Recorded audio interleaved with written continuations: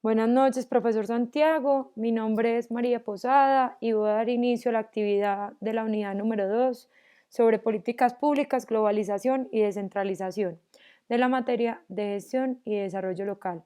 Esta actividad da respuesta a las siguientes tres preguntas. Primera, de las definiciones de política pública estudiadas, ¿cuál considera que es la más apropiada para las realidades de Colombia? 2. Si tuviera que construir su propia definición de política pública con enfoque local, ¿cuál sería? 3. ¿Qué límite le fija la descentralización al mercado global? Dar inicio a la primera pregunta. La definición de política pública más apropiada para la realidad colombiana es: las políticas públicas se pueden entender como instituciones creadas por estructuras de poder y se imponen como directrices para abordar las prioridades de la agenda pública, en donde la agenda tiene un carácter impositivo y, a través de diversos mecanismos de persuasión, fundamentar la preferencia de directrices que no siempre coinciden con las preferencias ciudadanas. Esta definición es tomada del juego de las políticas públicas del doctor Adolfo Eslava Gómez. Esta definición me parece muy interesante porque nos cuenta que las políticas públicas nacen para subsanar unas necesidades que están dentro de la agenda pública consignadas como prioridades. Y además nos cuenta que a veces esas necesidades no son las necesidades del pueblo ni las necesidades que van a subsanar el bien común ni las preferencias ciudadanas, sino que a veces son las preferencias o las necesidades de esas estructuras de poder que crean la agenda pública.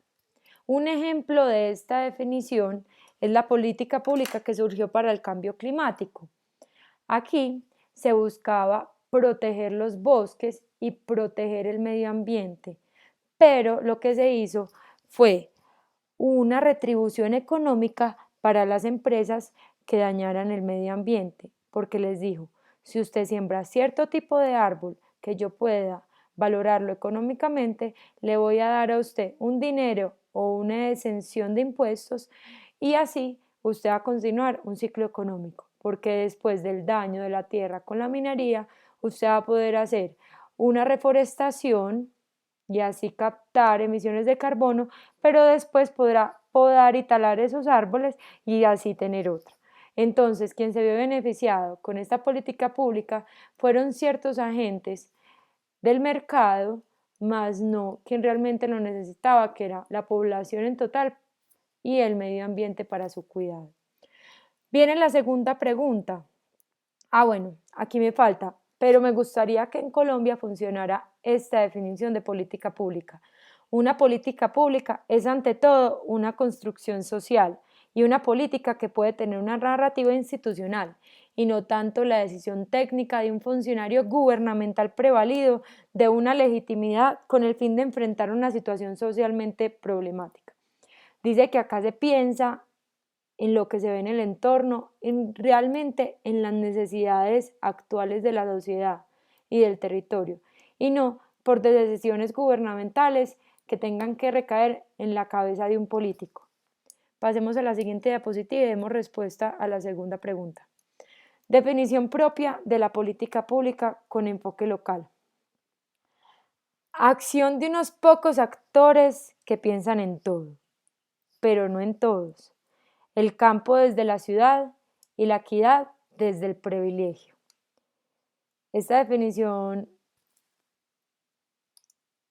me parece que es la que más refleja la situación actual de las políticas públicas en Antioquia. Quienes las propician son pocos. Quienes cuidan las necesidades del pueblo son pocos. Quienes piensan en todos, desde el campesino, desde el estudiante hasta el político, son pocos. Y quienes están tomando esas decisiones de políticas públicas están en la ciudad y no conocen los demás territorios, que es la mayoría de Antioquia, la zona rural, 125, y solo uno es Medellín, los 124 qué. Y la equidad desde el privilegio. El privilegio recae en cabeza de esos pocos que creen tener la información para crear esas políticas públicas, pero genera una inequidad impresionante. Entonces, esta es la definición que creo. Y partiendo a la última pregunta, ¿qué límites fija la descentralización al mercado global? Primero, crea un agente incapaz. El mercado global se vuelve privilegio de unos pocos agentes. ¿Por qué?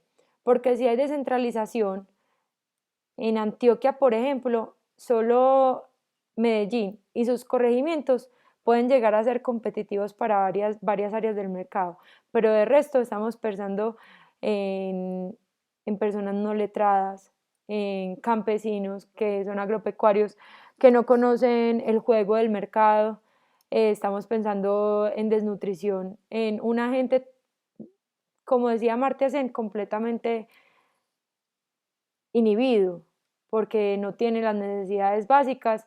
Entonces hay mucha descompensación cuando se genera esa descentralización. Segundo, creación de monopolios. Entre más descentralización política, más centralización económica.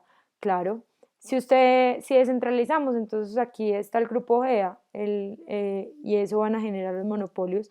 Aquí ya va a haber impuestos independientes, se generarían los dineros, eh, recaería sobre ellos más responsabilidad y ellos serían la representación de esa centralización, de ese territorio como tal. Entonces también me parece que también haría mucha desigualdad porque unos serían más ricos y otros serían mucho más pobres y serían pocos los que entrarían a jugar en el mercado. Y eso me lleva también a la parte 3, desequilibrio del mercado, desigualdad de oportunidades. No todos podrían entrar a él. No todos podrían entrar al mercado global. Entonces está existiendo un bloqueo. 4. Los territorios no cuentan con una base económica propia, estable y establecida. Ejemplo, Colombia. Colombia ha sido como un estado mixto entre centralizado y descentralizado. Antes de la Constitución de 1991 estaba muy centralizado y con la del 91 se le otorgó ciertas pleitesías a los departamentos, perdón, para, para ejercer, pero aquí fue, gracias a eso, fue la caída en 1991 y la crisis económica. Entonces ahí se volvió a centralizar un poco las funciones, cierto, y más, ciertas dependencias pudieron a estar unidas con Bogotá y desde ahí una parte mixta. Pero entonces, si nos volviéramos completamente descentralizados, acá no tenemos una economía propia, no tenemos una economía estable y no tenemos una economía establecida. Tendría que haber un tiempo para abonar esa tierra, para dominar ese nuevo concepto de centralización y llamarnos territorios descentralizados para así poder entrar de manera correcta al mercado global. Y por último, hay conflictos entre los diferentes actores locales, claro, entre más pequeño el territorio y muchos más territorios y entre más pequeños agentes van a haber conflictos. Yo me imagino ya exigiéndole los mismos impuestos Yarumal y Nechí, pues son dos municipios completamente diferentes, con ganancias diferentes, con cosas diferentes. O sea, no me imagino Antioquia descentralizada.